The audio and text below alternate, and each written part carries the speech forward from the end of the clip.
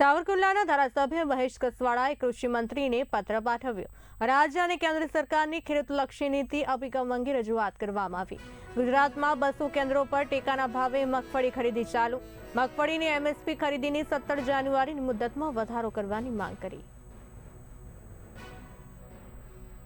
જનતા પાર્ટીની કેન્દ્રની સરકાર અને રાજ્યની સરકારની ખેડૂતલક્ષી નીતિને કારણે આજે ગુજરાતના વિવિધ 200 કેન્દ્રો પરથી એમએસપીના ભાવે મગફળી લેવાનું શરૂ છે. જ્યારે ખેડૂતો પાસે જઈએ છીએ, સંવાદ કરીએ છીએ, ત્યારે ખેડૂત ખૂબ સંતોષ પણ વ્યક્ત કરે છે, રાજ્ય અને કેન્દ્ર સરકારનો આભાર પણ માને છે. વિગતો એવી પણ ધ્યાનમાં આવી છે કે આ ખરીદી જે છે 17 તારીખ સુધી, 17 જાન્યુઆરી સુધીની એમની સમય મર્યાદા છે.